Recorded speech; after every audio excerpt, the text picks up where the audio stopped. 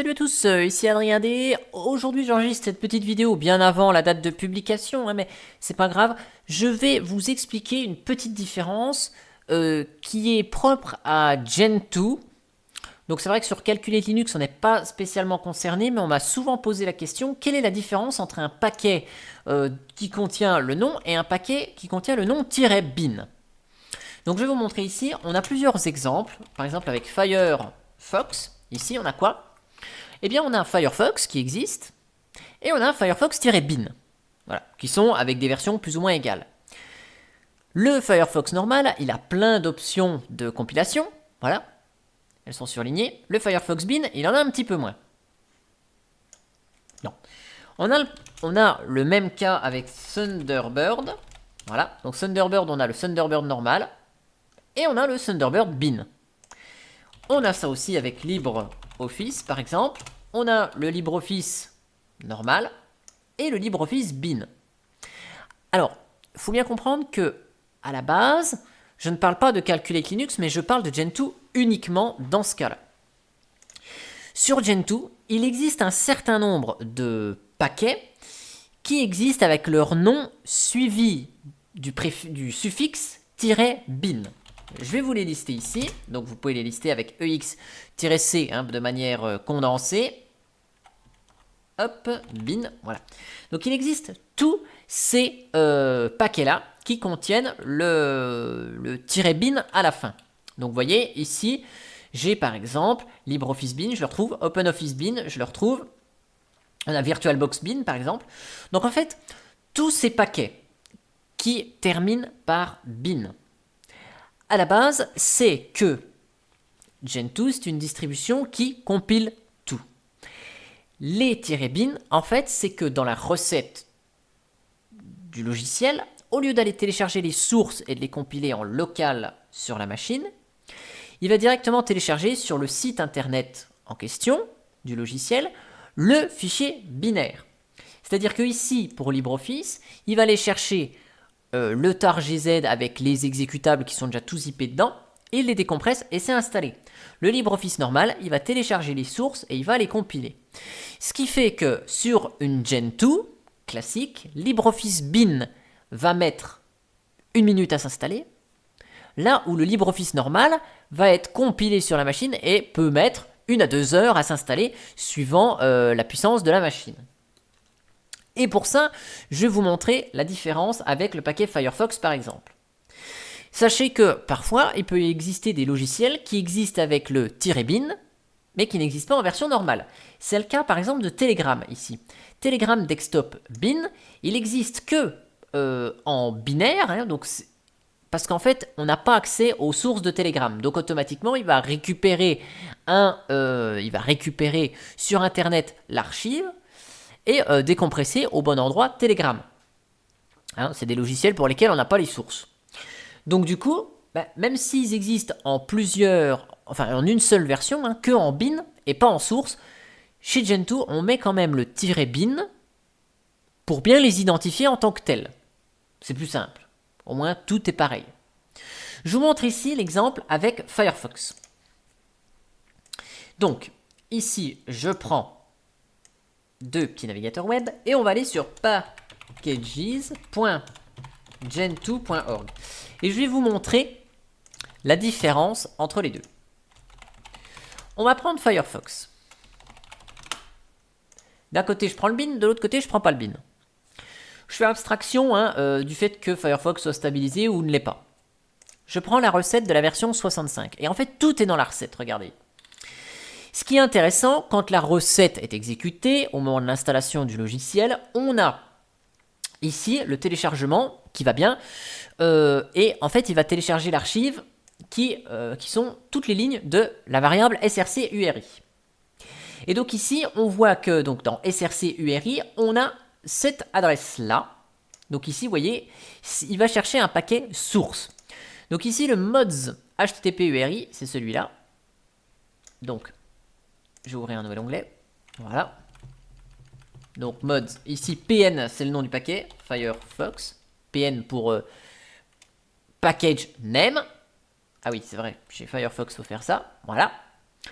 Ensuite, on va chercher mods PV, donc ça veut dire la version du logiciel, Mozilla Firefox, donc ici 65.0. Voilà. Source, et ensuite, il va chercher Firefox PV. Donc ici, on va dans Source, et là, on va récupérer les sources. Donc vous voyez, 265 mégas. Ça veut dire que si j'ouvre ce fichier-là, Firefox source star.xz, et que je vous l'ouvre ici, voilà, vous voyez, il va récupérer, le temps qu'il me décompresse l'affaire, il va me récupérer en fait les sources qu'il va donc compiler après. Donc là, je vais laisser ça s'ouvrir. Donc vous voyez, il y a beaucoup de dépendances, forcément, puisqu'il y a besoin des dépendances pour faire fonctionner Firefox, mais il y a besoin des dépendances pour faire compiler Firefox également. Donc il y a plus de travail. Et donc après, bon, bah, on a le make install, enfin tout ce qui va bien. Vous voyez ici, on a les quelques petits sets, voilà, configure qui va bien, voilà. Et voilà, src compile, voilà, donc ici on a tout le bazar qui permet de compiler Firefox. Et donc là, si je vais dans Firefox 65.0, vous voyez, j'ai tous les fichiers en vrac. Donc je retrouve le makefile, voilà. Donc je retrouve le configure, je retrouve tous les fichiers qui seront nécessaires pour compiler Firefox. Donc vous voyez ici, le Firefox normal, il sera compilé sur la machine. Par contre, le Firefox bin, je vous montre ici, hein, c'est bien Firefox bin, il va chercher quoi? Il va chercher, donc pareil, mode src URI. Donc forcément, vu qu'on n'est plus compilé, mais qu'on va chercher un binaire directement, bah, il faut savoir si on est en 32 ou en 64 bits sur notre système. Donc si on est en 64 bits, vous voyez, il y a une URL bien particulière, et si on est en 32 bits, il y a une autre URL particulière. Donc vous voyez ici, il va chercher le Linux i686, si on est en 64 bits, le x8664. Donc je reviens ici, ce sera beaucoup plus simple. Donc il va chercher ici, vous voyez, le Linux x8664. Ensuite, il va chercher par défaut, évidemment, le paquet en anglais. Et il va chercher donc la version modsp. Donc ici, modsp, c'est le nom tiré la version. Voilà, donc c'est bien firefox-64.tar.bz2. Il va donc récupérer, dans le cas du bin, ce deuxième fichier-là. Et donc celui-là, si on l'ouvre, vous voyez, Firefox, et bien là, on a directement Firefox qui est compilé, Firefox bin, donc on a l'ensemble de l'application. Donc là, les dépendances sont beaucoup moins nombreuses, puisqu'en fait, il y a juste besoin des dépendances pour faire fonctionner le logiciel. On a ici une liste de logiciels qui sont indiqués explicitement comme étant des fichiers précompilés. Voilà. Et au niveau de l'installation, bah, vous voyez, c'est quand même pas très compliqué. Il n'y a pas de compilation, il n'y a pas de make et de ce qu'on veut. On insère juste les fichiers au bon endroit dans les bons dossiers. Voilà. Donc ça, c'est la différence entre un fichier bin, enfin un paquet qui est dit bin et un paquet qui est dit pas bin. Donc après, il est évident que, par exemple, si je cherche Telegram, ici, on n'a pas de source. Donc on n'a que le Telegram desktop bin. Et donc là, on est exactement dans le même cas. Hein. Il va ici récupérer, bah voilà, le tar.gz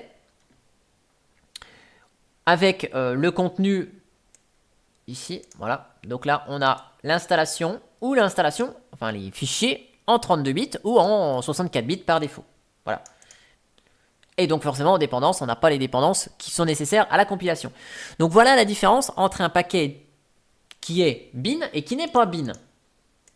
Alors vous allez me dire, ouais, d'accord, mais dans le cadre de Calculate Linux, qu'est-ce qu'il faut que j'installe? Est-ce qu'il faut que j'installe le bin ou le pas bin? Eh bien, installez donc le pas bin, puisqu'en fait, sur Calculate Linux, quand vous allez vouloir installer un logiciel, je reprends mon cas de Firefox, donc là, je simule l'install Firefox. Si j'installe Firefox, le pas bin, Calculate Linux offre un certain nombre de paquets qui sont déjà binaires, c'est-à-dire que Firefox, ici, la version 64.0.2, qui n'est pas le Firefox bin, a été compilé sur les serveurs de compilation de Calculate Linux, un fichier binaire a été produit, et émerge et correctement configuré sur Calculate Linux pour aller chercher ce fichier binaire, et donc on n'a pas besoin de compiler Firefox sur sa Calculate Linux. Donc ici, Qu'on prenne le Firefox pas bin ou le Firefox bin, on aura une installation très rapide. Donc par simplicité, on va installer le Firefox pas bin, puisqu'il a beaucoup plus d'options qui sont réglables et qui ont été réglées correctement par les équipes de Calculate Linux. On peut installer, si on a envie, le Firefox-bin. On peut même les installer les deux en même temps, puisque le Firefox normal va s'installer dans USR bin. Bref, le chemin standard. Et le Firefox bin, il va aller s'installer dans /opt. Et d'ailleurs, vous voyez ici que le Firefox bin n'a pas de binaire produit par Calculate Linux. Quand il y a un binaire, ici c'est marqué binary, c'est écrit en mauve. Là, il n'y a pas de fichier binaire, ça n'a aucun intérêt pour les équipes de Calculate Linux de créer un fichier binaire d'une archive binaire, puisque là en fait on a un ubuild, donc c'est écrit en vert, on pourrait se dire oui il va compiler le logiciel, mais en fait non, il ne va pas compiler le logiciel. Il va exécuter la recette et non pas juste décompacter un fichier binaire préparé par les équipes de Calculate Linux. Mais vu qu'il va récupérer directement chez Mozilla l'archive tarbz2 où il y a déjà le Firefox précompilé, il n'y aura aucune installation. Enfin, aucune compilation sur la machine, juste une installation classique. Sauf que le Firefox bin va s'installer dans OPT et le Firefox normal va s'installer dans USR bin. Donc, il est recommandé d'installer la version normale. Ces fichiers -bin peuvent être utiles dans un seul cas. C'est le suivant. Vous avez installé une Gentoo depuis la source et vous n'avez pas envie de passer 1 heure à compiler Firefox. Eh bien, vous pouvez prendre le Firefox bin. Vous n'avez pas besoin de passer 2 heures à 2h30 parce que vous avez une machine un petit peu faiblarde pour installer LibreOffice. Vous pouvez prendre le LibreOffice bin directement qui vous offre la suite bureautique et ça fonctionne directement. Voilà. Donc voilà la différence entre les paquets dits normaux et les paquets en -bin. Voilà. Et après, les paquets qui sont disponibles uniquement en version binaire, ils ont quand même le préfixe bin. Donc si vous voulez installer par exemple Telegram, il faut bien installer Telegram bin. Voilà. En tout cas, j'espère que cette vidéo vous a un petit peu éclairci sur ces histoires de bin et pas bin. Et que donc si vous êtes sur Calculate Linux, il y a plus de 14 000 binaires à disposition fabriqués par les équipes Calculate Linux et compilés sur les serveurs de compilation de Calculate Linux. Donc vous cassez pas la tête, n'installez pas les bins si vous avez le choix entre les bins et pas les bins. Voilà. Et j'espère que cette vidéo vous a plu. Et moi je vous dis à bientôt pour une prochaine vidéo. Allez, ciao ciao.